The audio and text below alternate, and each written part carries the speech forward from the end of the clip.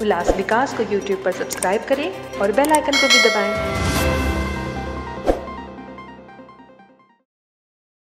उल्लासनगर के दुर्गा देवी पाड़ा इलाके में होली धूलिवंदन पर कुछ शरारती बच्चों ने नाबालिग प्रणव एकनाथ चोलेकर के शरीर पर केमिकल युक्त गुब्बारा फेंक दिया, जिससे नाबालिग गंभीर रूप से झुलस गया। पुलिस ने इस मामले में अपना बयान दिया है।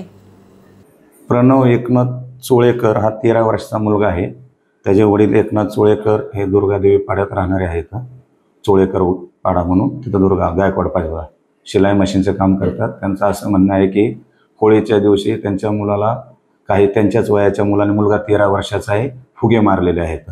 त्याच्यावरून ते होळीच्या दिवशी संध्याकाळी पोलीस स्टेशनला आले की ते सकाळीच कधी मारलेलं होतं म्हणले, पण संध्याकाळी त्यांना ते लाल झाल्यासारखं दिसलं। इथं आले, त्यांना पोलीस स्टेशनने छाया हॉस्पिटलसाठी दवाखान्यात जाण्यासाठी पत्र दिलं आणि काय असेल ती सांगायला या म्हणले। त्यांना लहान मुले त्यांना समजून सांगा म्हटले। ते छाया हॉस्पिटलला न जाता स्वतः प्रायव्हेट हॉस्पिटलला गेले आणि त्याच्यानंतर त्यांना कालच पोलीस स्टेशनला आले।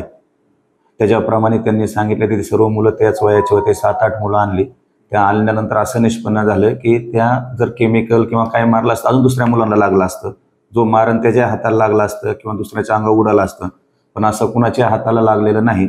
मग त्यातल्याच एका मुलाने सांगितलं की काका ह्याच्याकडे काहीतरी खडा होता। मग तो कुठला खडा होता? मग ज्या मुलाला लागलं त्या जिथे मला नवीन बायपास रोडा अगोदर एक ते खडा सापडला, त्याचे तुकडे केले। तर ते कशाचा खडा होता? तो वॉशिंगचा कलर होता, तो वॉशिंगचा।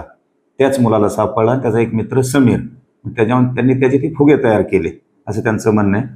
मग त्यांचं म्हणणं तेच फुगे आम्ही इकडे तिकडे मारले, परंतु असं होऊ शकतं ते मुलामुळे त्याच्याकडे पावडर सारखं होतं, खडा होता तो, आणि त्यांनी सगळ्यांना दिले। आम्ही काय टेकलं नाही, आम्ही ते टाकून दिला पाण्यात।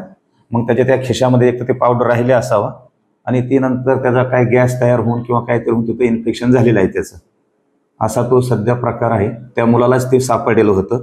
ती विश्वास पण बसत नाही, तर मग तुम्हाला रस्त्याने सापडलं ते जे काय वॉशिंगचं होतं, जो प्रणव झालेला आहे त्याच्या वडिलांच्या समक्ष विचारते म्हणजे त्याने आम्हाला या अगोदर नाही सांगितलं की त्यालाच ते सापडलेलं होतं वॉशिंगचं।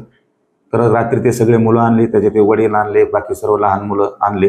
सगळ्यांकडे सविस्तर चौकशी केली असता ह्या प्रणवलाच ते सापडलेलं होतं आणि होऊ शकतं त्याच्याकडनं ते खिशात राहिलं, त्याला पाणी लागलं, त्याचा गॅस झाला, त्याचं ते इन्फेक्शन झालेलं आहे। मग पुन्हा आपण त्याचं काल डॉक्टरकडनं पुन्हा छायाला जाऊन चेकअप केलं असता डॉक्टरांनी सांगणं आहे की हे केमिकलचं काहीतरी आहे, ॲसिड वगैरे नाही। तर ते केमिकलचं म्हणजे हे वॉशिंगसाठी, त्याच्यामध्ये वॉशिंग जीनचे कपडे वॉशिंग करण्यासाठी जे केमिकल वापरलं जातं ते मुलामध्ये त्याच्याकडेच वॉशिंगचा कलर होता, वॉश कलर म्हणतात ते मुलं लहान, हे वॉश कलर होता। आणि ह्याचं म्हणे मला ते नवीन बायपासला ते असं एवढा खडा सापडला 1 किलोच्या आसपास असं त्याला आणि प्रणवला। तर अशी परिस्थिती आहे त्याच्यामध्ये।